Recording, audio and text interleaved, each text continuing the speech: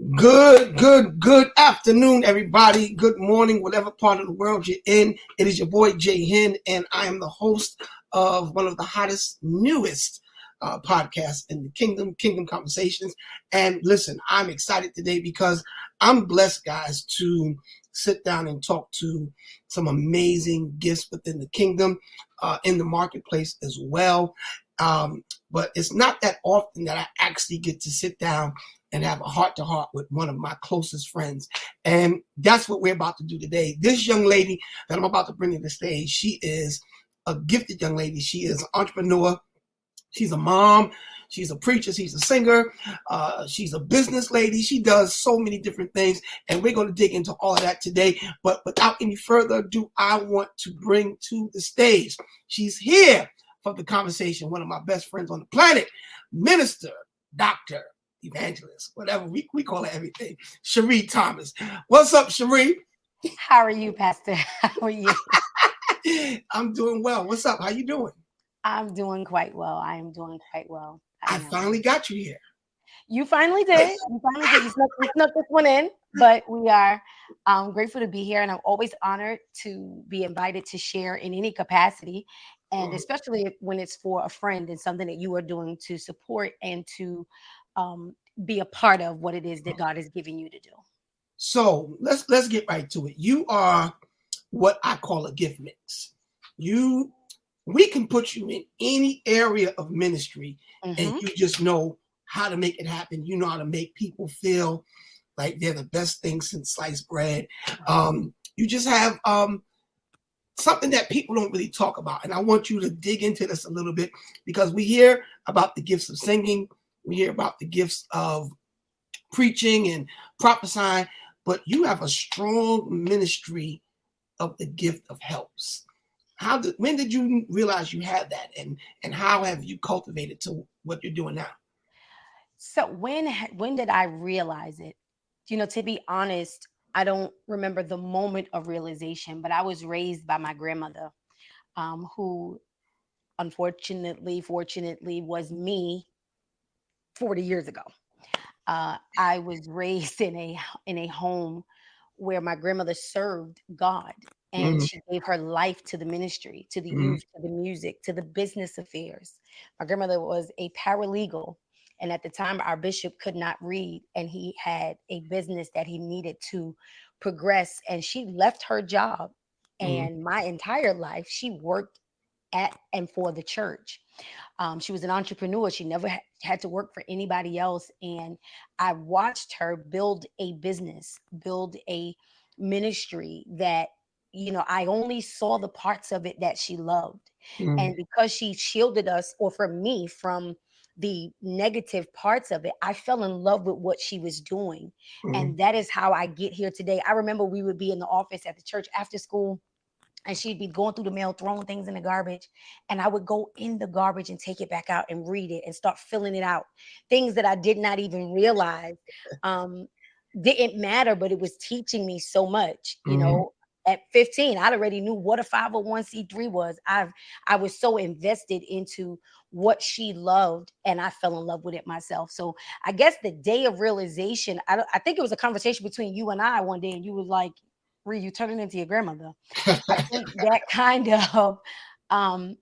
kind of was my kumbaya moment, I guess, realizing that really was where it's at. And it's being cultivated, of course, now in my current ministry under the leadership of Bishop Darrell Hill, where I am able to serve in those capacities as well. And I think what people don't talk about is the other side of the gift mix, that has its challenges that are ever present. Come on here. But now that you brought that up, how do you stay focused and dedicated? Because the challenges people really don't see. People only see the end result of a thing. Absolutely. But how do you stay focused when things get tough, when you feel discouraged? Because as strong as we present, people don't understand that there are a lot of downtime. There are a lot of times that we like, you know what? The hell with this. I'm not doing this no more. I quit. But how, that's one thing I love about you. your work ethics. I think that's one of the things that attracted me to you to even want to connect with you. I saw a work ethic in you. How is it that you keep that going, especially in the difficult times? The first thing is you gotta, I know people present this like, in order for you to be what God has called you to be, you have to absolutely hate it. Like that is Mm, the mm, sign mm, that God's hand is on you. If you just don't want to do it and you feel dragged into this and misery, first thing is you got to love what you're doing, right, right. you know? And the love for what I'm doing was embedded in me as a child. Mm-hmm, So even when things get rocky, I know 100% sure that I first love what I'm doing and what I'm assigned to do. That's mm, first. The second thing is you need a support system. mm-hmm, And one thing that I'm realizing is I used to, want to know, well, God, why don't I have a bunch of girlfriends that are my age and like doing regular things? And I started to realize that the people that God had placed in my life was for this moment. So mm-hmm, these moments where I want to give up or I want to give in, there's a person that I can call and talk to, that I mm-hmm, can vent to, that can speak into me. They say, Ree, don't move just yet. Just wait. It's mm-hmm, difficult. That support system. So loving what I do, the support system that is around me, and honestly, prayer. mm-hmm, Over the last couple of months, I will say my prayer life has even increased on another level. mm-hmm, And that has helped me because sometimes people see a 60-second snippet of what's happening in your life, and they see that 60 seconds happening once a week for a couple of months, and they start to see the positive sides. But you mm-hmm, have moments where it's just you and God, like, bro, what we doing? right. Absolutely. Absolutely. And I think that that's so necessary for people to know, because people look at people that are out front, that are moving, that are have things happening, and they really subconsciously don't understand that this is birthed through a lot of hard knocks, a lot of disappointments, a lot of no's, but because of the love, because of those yes moments. Because I want people to know that serving God is not full of suffering and difficult times. We have to kill that misnomer, because you can live a very happy life serving God. You can Yes. have great friends. You can be around healthy growth environments. You could be around people that's not in competition with you, that really celebrate what you're doing, that undergird what you're doing. And I think that's what we need to show more of, ministering to this culture that we're ministering to, because they're so keen. They're so Absolutely. keen, and they see through all the bull crap. You know what I mean? And they're like, Hmm. mm-mm, mm-mm. And that's one of the things that I love about you. There is um, a lot of generations that are behind the millennials. And I think that, as senior pastors, sometimes, and I love to hear you talk about this, is why I'm kind of roping you into this, because, for a long time, it seemed like senior pastors had a beef with millennials. And everything was, you millennials gonna think y'all gonna do what y'all want to do, da, da, da, da. But I think there's maybe 2 to 3 generations, because millennials are grown now. They're not little kids anymore. So Clearly. can you kind of educate us and help your brother out, as a senior pastor? What are the generations that we should be looking at ministering to after the millennials? Okay. So I'm glad that you asked and wrote me into this because, like you said, millennials, we're 40. Mm, We're no longer your target youth group. right. Some millennials have children. If you had your daughter at 20, by the time you get 40, it's probably likely she might have a kid, or your son at that point, right? True. So millennials are just about grandparents. Mm, So we are not the target group, but then you have a group after us, which is Gen Z, mm, and uh, they're that core group right after us, and then you have Generation Alpha, and Alpha's 14, mm. 0 to 14 at this point. Wow. And so we have to make sure that we're targeting this generation properly. And I like what you mentioned about this generation being keen. Mm-hmm. Most of the people in Generation Z and Alpha, their lives have been on the internet. Their baby pictures were posted. They don't know secrecy. They've been living in open. Wow. They Most kids are have at this point, their photo is taken within 3 to 4 days of delivery. Mm. So they don't understand anything outside of what we're doing. Right. Versus in generations prior, there were a lot of things, and I could attribute some of that, I guess, to discretion. Also, some of that to uh, if you act like you don't see it, it really didn't happen, kind of thing. Right. And now we are moving forward with a generation that is now very much in tune, Mm. and there's a level of transparency that they live with. So that is the reason why they expect a level of transparency. Mm. And I think that that is one of the things that we have to, especially in youth ministry, make sure that we're targeting people properly and knowing, that this generation that's come in, especially these new babies, church during the week is online. Mm. So, running a 4 night back to school revival is just not going to work. This is just Right. not the culture that we have been, that we are currently in. And I think it is important as senior pastors, as leaders, as at as ministry people, period, the Mm. world at large, to make sure that we are targeting the right groups the way that they need to be targeted. You can't force me to understand your language if you want me to understand you. You have to speak what I speak. What And so is there's what go is ahead. the not to cut you off, but what is the difficulty that you think most senior pastors are having transitioning to what you're talking about? Because I know for me, I'm like in the middle. I'm not a father in the city, but Mhm. then I'm not an alpha or a millennial either. So I kind of have a touch with the older crowd and with the younger crowd, but I don't see it with the youth like I want it. What Mhm. are some tips that you can give somebody like me who's really interested? Because I don't have the mentality, it's my way or the highway. That's Mhm. not the way I think as a pastor. I'm interested in, number one, not forgetting about the millennials, but not targeting them to kind of shield my inability to shift with the shift.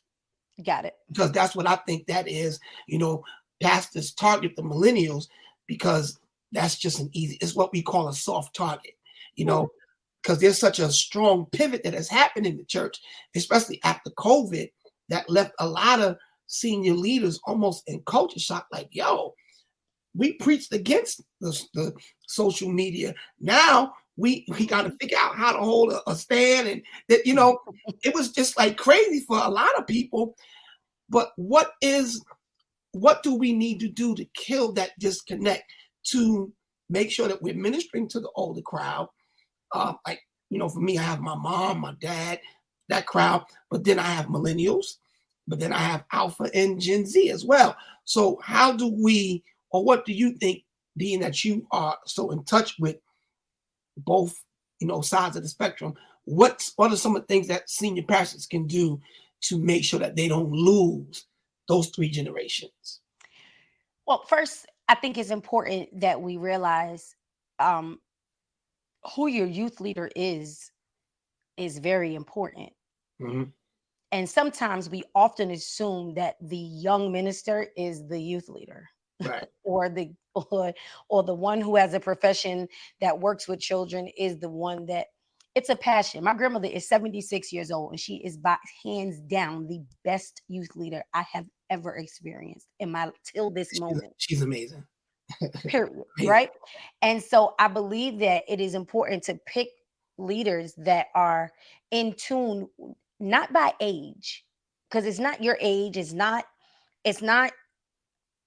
you're young. And I remember Bishop Mason said this when we were at the Covenant Keepers. Remember that day? He said he Mhm. was so grateful that his pastor knew, although he was a young minister, he wasn't a youth leader. Right, right, right. I think that is very important, to identify people that are willing to do the research, are willing to make the sacrifices to be in tune with who you have.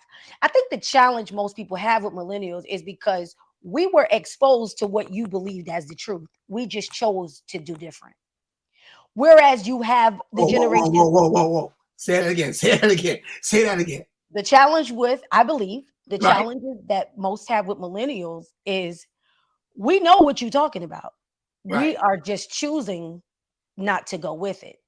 Versus Generation Alpha and Z, they don't know what you're talking about. I have no clue. So you're gonna have a complete disconnect. There are some things that I could share with you that I know from your generation. I know from my grandmother.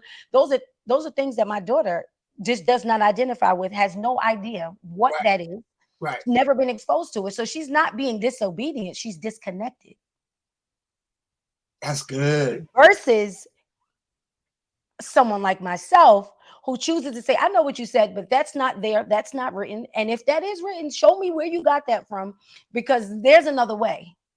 So that's what I believe the issue have maybe cusping from that point of, I know what you believe is the truth, but I'm Mhm. choosing not to subscribe. And I think that if we are going to continue to bridge, you've got to make investments. Now, the blessing that I have is that I have a daughter that's 15. So I Mhm. have an advantage or an insight and my family, and it's full of kids. And so I Mhm. have an advantage, but even it's not easy for me. As you know, I buy books. I Right. read things on the generations, ways to, I wish I could find it now. I have this Generation Z Bible. So Mhm. even when I'm running my youth groups, I'm able to connect with them in a way that wasn't necessary for me. Wow. But in order to deal with things and in order, these kids, I mean, I had a youth small group session, and the questions that I was asked, I would have never thought to ask anybody when I was 10. So I think it's important that we are relevant so that we are not missing the generation or targeting what needs that they don't have, Mhm. because the church is not over. Like, No. church is not over. It's not going away. We're just doing things differently. You said something so powerful. I don't even know if you realize what you said. They're not being disobedient. They're just disconnected. Absolutely. Ooh, that's so good. Because a lot of leaders would take it as defiance, but it's not defiance. It's an actual disconnect. And my mind at a certain point doesn't comprehend. It's just like with me. I don't comprehend, and I don't minimize, but I don't comprehend church hurt like other Mhm. people do. Because in my mind, it's like, who still does this kind of stuff? Like, who still makes people get up and apologize in front of the church? But there are people that's actually Oh, still certainly. living through that. And in my mind, I'm like, well, why don't you just leave? Like, there's churches all over the place. Why would you subject yourself to something like that? So there is, that disconnect thing is really real. And I think that part right there is going to help a lot of pastors that have millennials and alpha and Gen Zs, because the idea is, even when people leave my church, I always tell them, it's not about you staying here. Just don't leave God. Stay Right. connected to God. Stay connected to the kingdom.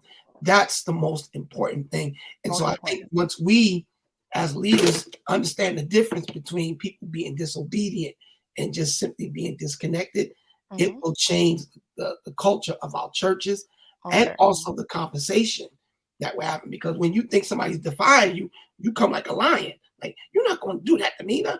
But if there's disconnect, you understand that there can be no conversion without conversation. So I'm going to Absolutely. talk to you and find out what's on your heartbeat.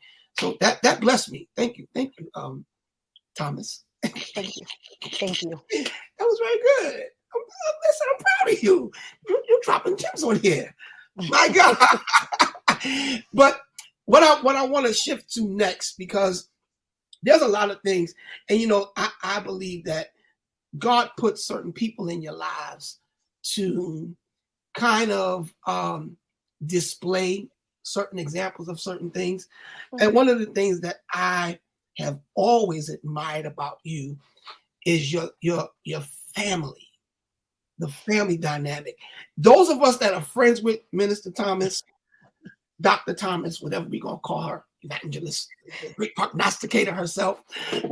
We know on holidays, certain days, like we love to hang out with each other, but I already know certain days don't even look for Sheree, don't even call her. Memorial Day, 4th of July, the family's probably in Cancun, Canada. I think that's so dope. And your family dynamic is so strong. For a few years, I was going on vacation. I was going to all the barbecues and the parties, and people look at me like I'm part of the family because that is so amazing what you guys have. What is it that was instilled in you that makes you honor family the way you do? Because it is very admirable. You know, I got to go back to Sister Dora. She's just she made sure that it was important to us to be. She's from a family of 13, and she was raised by her grandmother the same way she raised me, the same way she is doing my daughter.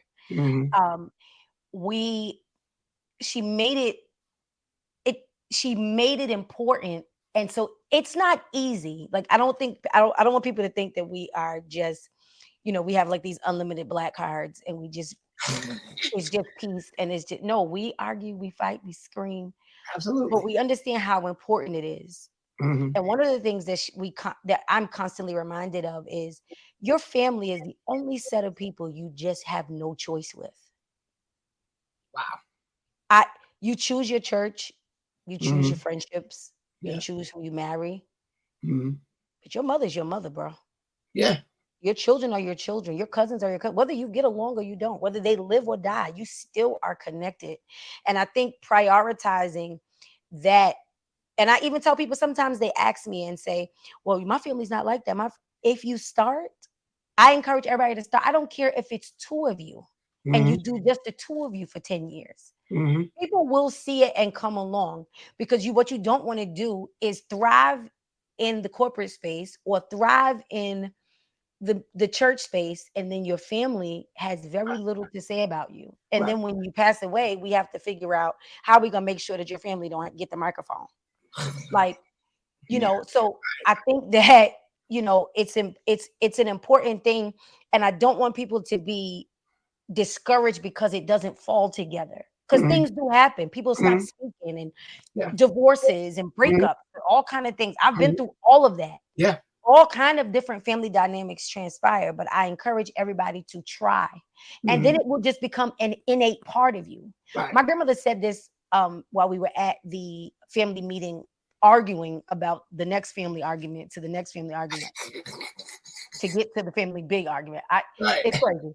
But what she said was, she constantly says, no, well, Sheree, this is what not me, because she don't make me do anything. But Jazz, this is what you're going to do. Oiled. Jill, this is what you're going to do. This is what you're going to do. And she said out of her mouth, because when I'm gone, y'all got to know how to do this when I'm not here. Right. And so my cousin Jill screams out, I know what to do. And it's going to keep going. And that's because she's included us inside of that. And so it's important to instill those values, because, and I know some people don't subscribe to this, but it's family over everything. Yeah. And that's the security. When things are not going right outside, I know I have that. Right. And really, it's a safe haven, because there's been some crazy moments in my life where I went out to Jersey with y'all. We just danced. They put on that house music, and I'm telling you, it's like a whole other world, a whole other planet, and it's just amazing to see the way you guys are, and you guys are a great example. Not saying your family's perfect, because there is no perfect family, but the way y'all come together, I'm here for it all day long, and I'm looking forward, and I'm letting it be known. I need to know when the next gathering is, because I need to come. Absolutely. Right. July 13th and 14th. July 13th. Everybody. The 14th, my whole family is coming to Brooklyn. We got buses leaving Jersey, and we're going to take over Coney Island. So for all of you that's always asking me, how can we get a part of this? See you July 14th at 4:00 in Coney Island. It's going to be a movie. Let me tell y'all something. You have never experienced. And when I go to these gatherings, I don't be with Sheree. I'll be with Grandma. Yeah, absolutely. I sit next to Grandma, and me and Grandma get to talking and cutting up. let me tell you something. It is a good time. July 13th and 14th. Woman of God, put me down. I'm coming. Yes, sir. But now let's pivot, because Let's go.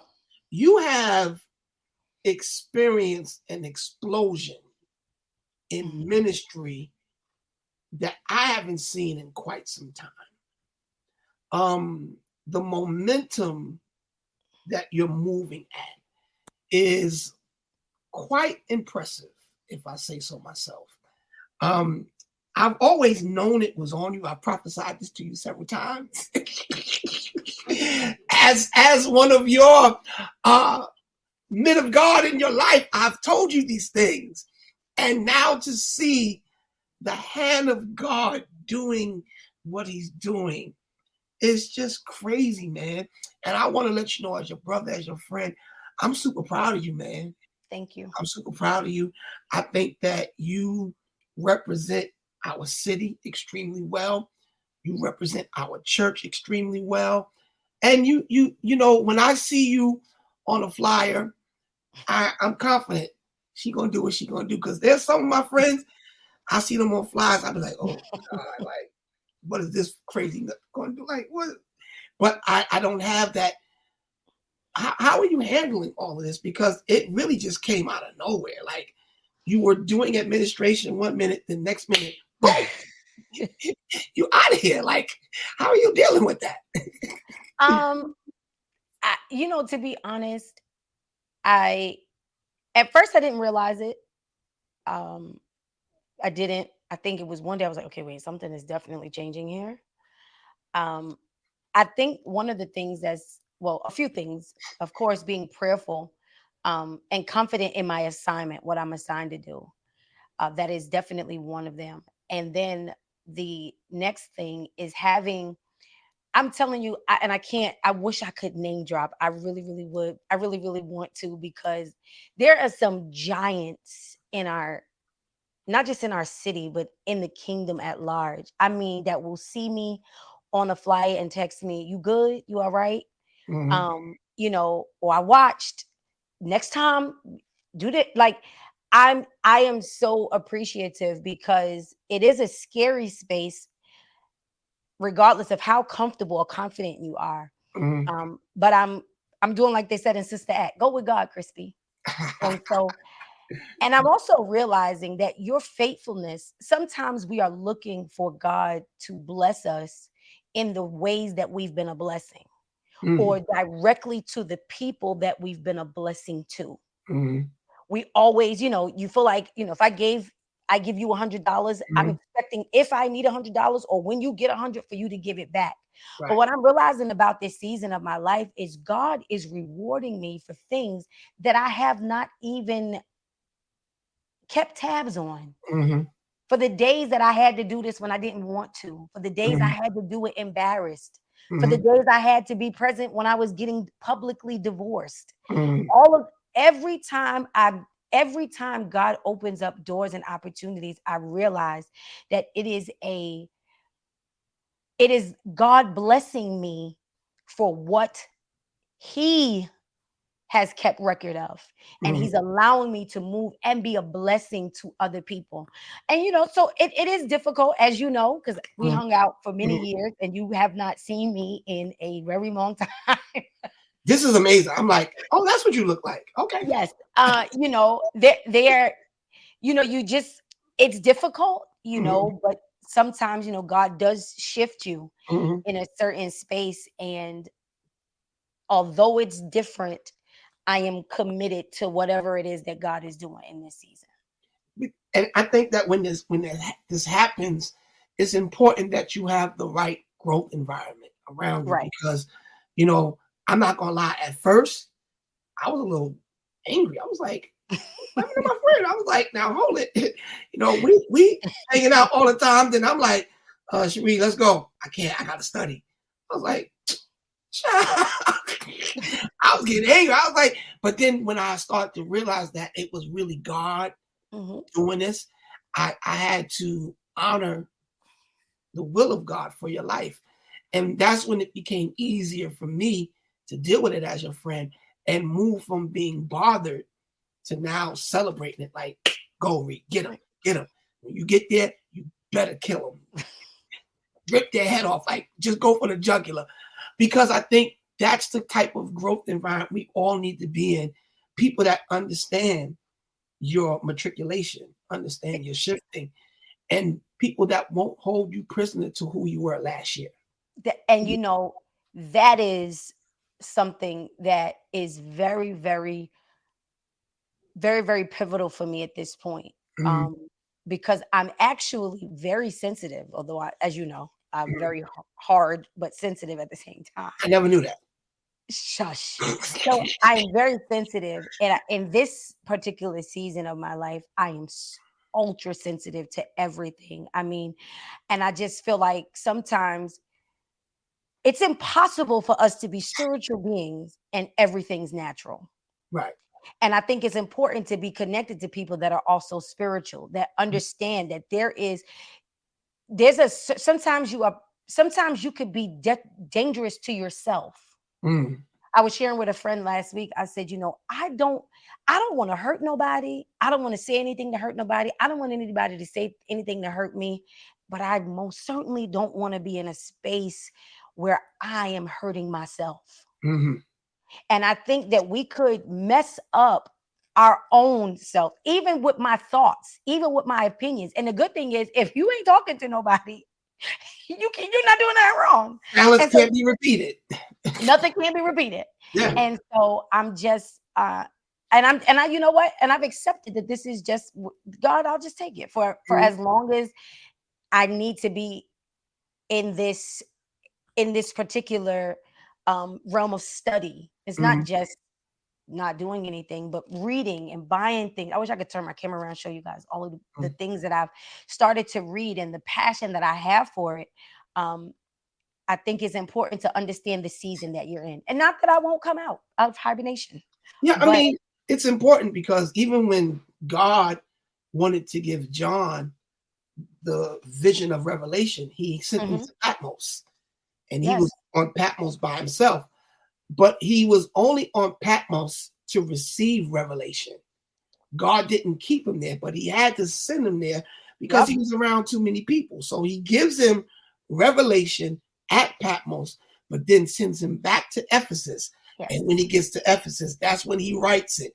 That's when he begins to minister to the people. But that alone time with God was so pivotal to him receiving what was going to be one of the most monumental writings of the scriptures. He had to have that alone time with God. So what I used to look at as an offense, I look at as an absolute necessity. It's a necessity now that in order for us to get where we need to be in God, that alone time, because now I'm in a place where I love being with Jason. Yes. And I couldn't say that all the time. I always used to have be in the mix and be here. Let me tell you something. I'm happy going to work when I got to go to work, go to my church, and I love my house. I love being home. I love my Frank Sinatra music. I just love, I'm just in such a space where I love me now. Yes. And is that part of, your happiness? Because you seem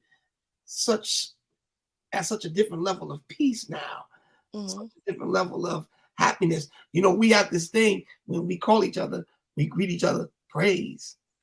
And as soon as we say that, we just start laughing because I think we're all in a healthy space now. Right. Absolutely. It can, sharpen each other. Because you've helped me, you brought up your public divorce. You've given me some advice now that I'm going through, the same thing. And it's like, that's why God puts people together, because that scripture that talks about iron sharpening iron, as one man sharpens another, it's not just for preaching. No. It's for life skills as well. Absolutely. And you went through that so you could help me get through it. And so thank you for being that type of friend that's not afraid to share your scars, because at one point I was like, I don't know, Reed, what am I doing? What am I doing? He was like, yo, Jay, boom, boom, boom, boom, boom, boom. And it was your experience talking, and it had weight behind it. Because it's one thing to hear about God being the healer. But when you go through sickness, you know it. So you've been through certain things in your life where you speak with a level of authority now that holds weight. So, thank you for that. Appreciate You're it. welcome. Yes. Yeah. But now let's get to, we dealt with the ministry part of Sheree Thomas, which Where is is, this going? hey, now we're going to have a little fun. Praise the name of God. Praise the name of God. You put out a single a few years ago. You know, Are I you can't. ever, are you ever going to do any more music? No. I'm very upset behind this. And I said, I'm going to call you out in front of the world. You are one of the best worship leaders, and you steal a lot of my riffs. And we're going to talk about that because my lawyer is. They're actually my grandmother's, if you listen closely. Yeah, and I've been meaning to talk to her too. Because I was over at Mount Olive when I was a little kid singing as well. Praise him. Talk to Bishop about that. But why won't you do any music? Should be like, what's You know what? Let me not say that, because more often now people have asked me, what I love about social media. This is just a sidebar, because before you used to just meet people you saw, right, and it's just like if you didn't see them or drive down south to your cousin's house and see them there, or you just didn't know people, right. But now more than ever, people are asking if I want to record. I've had some producers from not Chicago, what's that, Detroit. People have have volunteered, Yeah, like we just give it a shot, like, and I'm just like, I don't want to do that. Let me not say never. I'll say in its right timing. If it's supposed to happen, then it will. I've spoken to my bishop about it before as well. I I I guess you gotta. I don't know. Maybe it's fear. I have no idea. But it's not like, oh, I need to put this down. right. I don't feel like that at all. But you have such a command of the audience when you sing. It's like, and you have all the makings, because when I listen to people sing and watch people sing, I don't just listen to your voice. I watch it how you read a room. I watch it how you command the audience, how you're able to bring the people into your space. You got it. Like, it's hands down. I want to say this. You're almost as good as me. You know what? And that's what I'm striving to be at your level. I promise you. But I think that, being a worship leader and being an artist, and Two I don't different really want to have things. this argument with you. No, it's two different things. It's two different things. Absolutely. And it takes a certain level of commitment to the music, I feel, to produce. Right. And so when I've spoken to others about it and I've expressed that piece of it, I mean, there are people that are just like, well, you don't got to pay for it. Right. We're going to put it through, I guess, like your talent in exchange, and let's just go and we'll deal with the rest on the other side of it. It still takes a level of commitment. It still takes me having to be in that mental space. So I'm not going to say never. What I will say is that if it does happen, I will, this is hard to say, but I will go with it if it does. But it's not a plan. It's not in the works. It's not like Holy Ghost and fire. Speak, Lord. I can't wait to put this down. No, I don't necessarily have those aspirations. And another thing, if I could be transparent, yes, I absolutely. did not want to sing anymore. I know, but I prayed against it. I prayed against that spirit. I didn't. And it was so bad. And me and you have spoken about this for like quite a stretch of my preaching engagements. I wouldn't sing at all. I would not even hum. I would not even give any suggestion toward that. And one day, at this one particular church, I ended up singing, and I don't know why. I think the pastor heard me, and it just ignited a passion for it again. I think, because especially at my local church, I just want to do whatever I need to do. Right. Like you say, wherever you put me at, like, so you need me to sing, I'll sing. You want me to usher, I'll usher. You want me to do this, I'll do this. First of all, after I sing on Sundays, I go in the sound booth. Right. Whatever it is that, I can find my hands to do. And so I felt like maybe this part is over and I just need to transition to something else. And then I just got my love back for it. And So like when you was preaching, like you was trying to do like I do, because I don't hoop no more. So like, yeah, okay. Okay. Is that one of the phases you were going through? Like you was like, I'm just gonna talk. I'm not gonna. No, like, hoping and singing what is were two you doing? different things. I'm But I talking would about not go into a song. I would not start singing because I just wanted to separate myself. And I was so bent on making sure that I wasn't locked in as a worship leader. But now I've realized and learned how to make them both work. Yeah. And so in multiple spaces, I am now able to, separate that. And I don't feel bad doing it. And so when I'm singing at my church, I feel absolutely fine again. When I'm out, I feel absolutely fine again. And I can't say that I did not have that period where I was just like, ugh, can we, I remember I asked Bishop for the youth ministry like 2 years ago. And I was like, can I have the youth ministry now, please? And get me away from this. No, sis. No. And I was like, it'll be a great trade-off. No. But, God worked things out in his own particular timing. What is in you, Sheree? It's just in you. And you can't, and I think that's another thing that gift mix people need to understand. I think that one of the things you really are great with is timing. But I do believe that all gifts should be in motion, especially as we come closer to the second advent of Christ.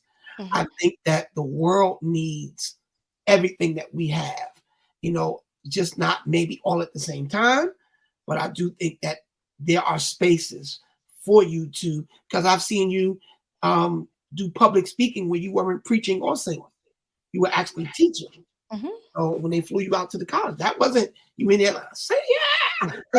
You were just talking. So that's part of your gift. So, my thing is where I've always been, God help me to stay open to everything you put inside of me, because there are people that wish they had a gift mix and try to do things that they're very bad at because they're not graced or gifted to do it.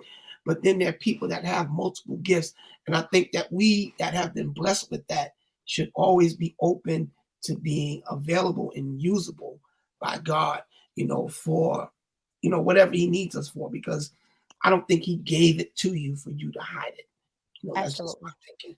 So the last thing I want to talk to you about is what does Sheree Thomas like to do? Well, no, let me not even do that yet, because there's one more thing I want to talk to you about.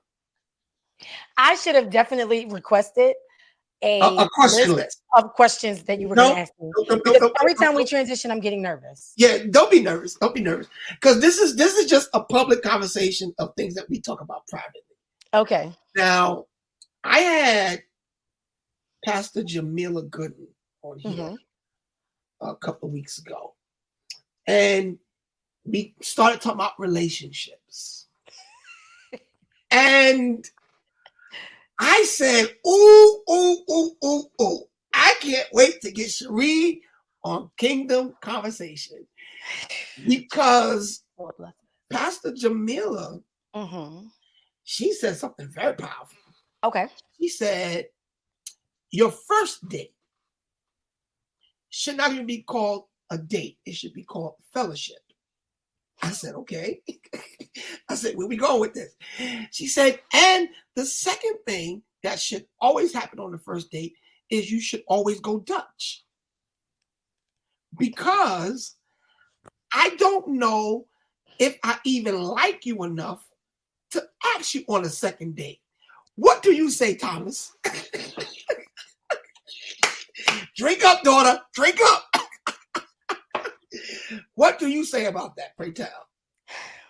Pastor Jamila, I love you. And when I get off of this live today, I'm going to go watch the entire conversation Yes, you have because to. Pastor Hendrickson used that soundbite to bait me into what he wants, but I'm not going to give him what he wants. Come on, don't do that to the people. The What people I'm want to going know. to say is, now I think that's interesting that your first date should be called fellowship. I like that. I guess. Yep. I like That's. that a lot. I like that. Yeah. Sometimes the first date is dinner. Like, hey, you want to go to dinner? And then like midway is like, okay, bro, is this a date? Or this is transitioning. How do you know when it's how do you know when it's transitioning You into know a when it's transitioning. from You know fellowship? that. How do you know? How do you You know? know that. I don't You know. know that. I haven't been on the When dating you scene in a are long time. when you are at fellowship with friends, Yes. and you do not have you don't your feelings are absolutely the same. Your friends do not become attractive, more interesting, nothing. But you can tell if you are at dinner and it turns into date. The question and the conversation shifts. Questions, the conversation, the body language, the eye contact. They start There squinting when they talk. start squinting, start leaning over a little bit, A little head tilt. start a little extra dab, because when I'm out eating with you, like it is what it is. Like, I be having stuff all in my bed. yes, And Jason, get that out your bed. you're just cracking your crab legs. But Right. when you start to feel like you need to be super conscious of what's Right. transpired, this is turning into a date, sir. It's a Um, date if you're bibbed. yeah, If you're not bibbed, it ain't no date. absolutely. But to the Dutch thing, Yes. That's the part I want to get to with you. I know that's why you asked me that. Yes. I'm not going Dutch with nobody. On no. It's heavy on no. And if Dutch is the new custom, then I will just go out alone. So wait a minute. Wait. I will just have to into this world. I came by myself, and out I will just have to take it. So Thomas, you're Yes, sir. telling me Go. that if you are out with a young man Mm-hmm. and you don't know his financial status, you don't know, Mm-hmm. because that's another thing that she talked about. She's like, because with the whole thing on social Yep. media, I'm not going to Cheesecake Factory. You're not taking me. Da. See, my issue is this. You know me. You know how I am. I live a certain lifestyle anyway. I'm going to go eat at certain places anyway. But I have a problem if Mm-hmm. you're a young lady that I'm trying to date, and Mm-hmm. I know you and your family have only eaten at Friendlies and Mm-hmm. maybe Outback during income tax time. Mm-hmm. Don't come to me acting like I gotta take you to Ruth Chris, because that's not realistic. Yes, ma'am. Go. So I'm not stuck on the place. Okay, that's good. I'm very simple. I'm There's very hope. simple. There's hope for the world. So first off, I don't even like most fancy restaurants. I don't like the food, and you know that. Yeah. Like, Right. I could have a successful date in the park. Right. The issue I have is going Dutch. I don't care if it's $2 or 2,000. If I got to split a bill with you, this is our last date. This is the last time you will ever see me again. That's why. But I want to know why. Because I just feel like this, and again, this is not This is you. Bible. This is This you. is just me. Yes. I just feel like a man should take care of that. Now, again, at some point, I might pay the bill. I If might I just. just met you, I'm obligated to take care of that from the gate. You're not obligated to do anything, but the moment the bill comes and he says 45. You had cheeseburger, a milkshake, and onion rings. Yeah. That was $37.35. And Actually, the time that someone asks me to go Dutch on the first encounter, I'm probably going to go into hibernation from dating for 5 to 10 years. I don't think I would be able to recover from that. And again, I want to be clear that I'm okay with Cheesecake Factory. I'm okay. I am more into the quality of the time rather than the space of the time. And if it's a place where we can B, that we are both able to talk and interact. I'm more concerned about the conversation, and Mhm. that when I'm talking to you, that you're looking me in my face, Mhm. or that, when I'm making a point, that you can answer the question. One thing that is absolutely amazing, to ask a man a question and he's able to answer the question unassisted. Those are the things that I'm looking for on my first interaction. Okay. That I could ask, so what do you feel about that? And you're able to answer the question without me having to say, well, what else did you feel? And what made you feel like that? That's what I'm looking for. That you can answer a question unassisted, that you're not looking for a secretary, that you are 100% able to answer questions. You can, like, I'm not worried about, but I'm not paying though. I'm not splitting no check with you. So don't take me if you need to split the check. Just Okay. FaceTime me. No. And I know you're about to try and bait me with this too. I do I'm not not. believe. I already know where you're going with Go this. ahead. Say what you want to I say. do not believe 50-50 with bills. I don't believe that. I wasn't even going to bring that up. Oh, okay. Because I knew I don't want to fight. yeah. I don't want to fight. And if we start talking about them bills, this is going to turn into a fight, and it's going to mess up the whole podcast. Okay, I'm sorry. Yes. So we're not going to talk about that. What I will. This is something else. From the gate, you gotta go. You gotta pay for everything. Yes. Listen, we cannot remove. We're not equal. What if I don't like you? Men and women don't take me out. No, but I don't know that until Talk to after me. the date. Let me explain this to you. On the telephone, I already know if I like you. I think we have to do a better job at our interview, so that we're not wasting time on the first day. Gathering data. Because if you get a lot done prior to, that's why jobs have orientation. So that by the time we get to the first day, we've cleared up a lot of this. You're at your first day at work learning the job. You're not filling out W-4s. You've already taken care of that. I think the issue is you need to make sure that you're doing all of your necessary paperwork prior to the first date. I'm about to put on my therapist hat. So now, Sheree, go ahead, sir. If we go out, right? Mm-hmm. Yes, sir. And the date crashes and burns. Yes, sir. Let's go here. As saved young people, yes. Do you think that the church has prepared single people to date properly? I don't think dating is the church's responsibility. So where do we, because that's a great point too, because we say that a lot. So where do you learn how to date properly? Family? You should be learning that at home. I think I'm not a fan of mixing things. Like, the church is not responsible to do anything but perform your ceremony that day. They're not responsible to help you stay married. It is not the responsibility. Now, again, some churches may have areas that are able to assist you with that kind of stuff, but it's not necessary. I think that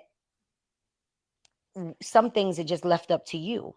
And I can't even say you could, because if you look at your family dynamic, most of our family dynamics haven't succeeded in those areas either. So you can't expect your mother to teach you something she does not know. Right. I think it's important for me, even like with me, like I'm constantly praying, God, prepare me, help me. Now, the beneficial part about me at this point in my life is I've been divorced. And unfortunately, a lot of the things I learned about being a partner is in my separation, which is what I am trying to make sure that my daughter knows before she goes into it. Right. So that the cycle is not repeated. But that is my responsibility, not her youth leader, not her pastor. Good. So now that you have been divorced, would you marry again? Absolutely. I would. And again, it would have to be right. And you gotta back into that slowly. You know what I'm saying? You gotta what are the deal breakers for you? Like, what are the deal breakers? Pastor Hendrickson, I need a PR person to screen the questions that you're gonna ask me. The deal breakers, you gotta be saved. You gotta be saved. You gotta be saved. You gotta be saved. Because you know what's gonna happen? People are gonna see this, and I don't want these guys getting in your inbox and all that. And I don't want y'all thinking that if y'all nice to me, that you go get a shot. It doesn't work. Several people have tried it, and we got to just put it out there. The way to get to Sheree is not through Pastor J. You can't do that. You have to win her heart on your own, gentlemen. And I'm trying to let her give a little, free roll to what it would take. But I'm not gonna let you do no more. You already said enough. Because the right man that comes, is just gonna win your heart just like that. Absolutely. I'm gonna send them. But the last thing I want to ask you, what do you like to do for fun? Right now, what I enjoy doing, I enjoy the sound of nature. Mm-hmm. I'm starting to enjoy that and appreciate that much more. So I like to do things outside, be it by the water, in the yard. I have really developed a passion for reading that I've never had like this before. So I enjoy reading. I enjoy sparring the scripture. I love to put uh, a text in a group thread full of beastly preachers and just watch it just go all over the place. Um, I enjoy healthy, good time now. Like I think that I enjoy meeting new people. Mm-hmm.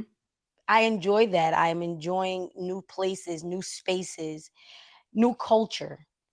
One of the things that I love now about I'm pretty much just adopted into the Haitian community overall. Like I love learning new things about how people are alike and different at the same time. So those are some of the things I like to do for fun. Of course, my family, which is fun and stress at the same time, and Mm-hmm. friends like yourself, you Mm-hmm. know.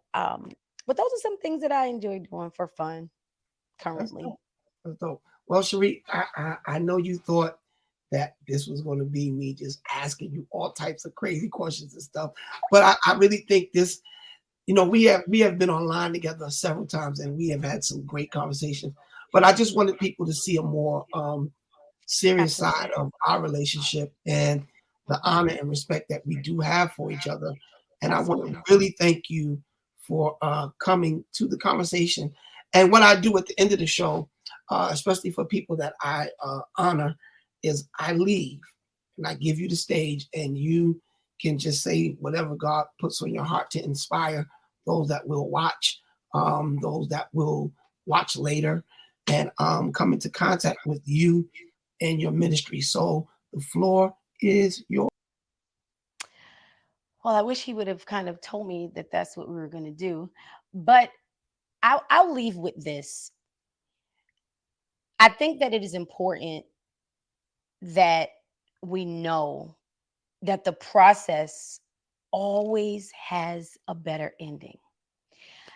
When I was going through the toughest seasons of my life, I would have never seen this day, this moment, this time, this season. And so I want to encourage you that even if days are dark, even if things are difficult, because they will be, I can't sell you a false hope. I have to give you the God's honest truth that there will be some dark days ahead. But know that the darker the room, the brighter the light. And when that light shines, you will see that it was all worth it. And so I want to encourage you, regardless of what space or season you in your life in this moment, that you can trust and believe that regardless of what it feels like now, that there is something greater on the other side of it. Your purpose is attached to what you've been assigned to do. Your ministry is attached, your family is attached, and I want you to hold on to the fact that dark rooms soon get bright lights. Be encouraged. Ladies and gentlemen, one of my best friends on the planet. Again, Sheree, I love you and I'm super proud of you. And I just want you to know that when you do start making music, I'm going to play tambourine or something for you. I don't know, whatever I could do to help. I'm here. And I love you. Thank you for coming to the conversation, my friend. Thank you. And may the Lord bless you and everything that you put your hands to do. I expect nothing but better, bigger, and greater from you, Thank young lady, you. because you are really one of God's best gifts. I love you, sis. I love you too. Later. Ladies and gentlemen, that was Sheree Thomas live on Kingdom Conversations. She made it through, y'all. She didn't think she was going to make it, but she made it. And I want you to know that she is someone that you need to stay connected to. Anything that you see her doing, I want you to support it. I want you to follow her online. She's everywhere. Every time I turn around, she's somewhere different, preaching and singing. And if you have not witnessed and received her ministry in person, I'm telling you, you really need to go follow her and check her out. You won't regret it. So thank you guys for tuning into Kingdom Conversation. This has been one of our best episodes yet. And I can't wait to show y'all who's coming up next on the Kingdom Conversations podcast. But again, thank you to my good friend, Sheree Thomas. We are so proud of her and we look forward to what God is doing. I'll get at y'all next time. Peace.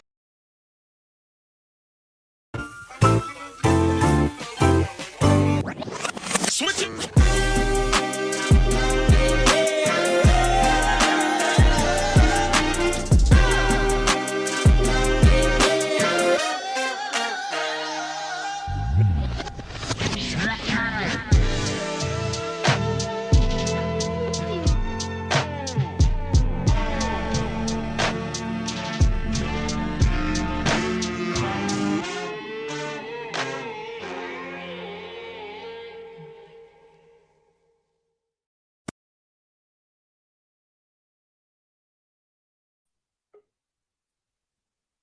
That was good.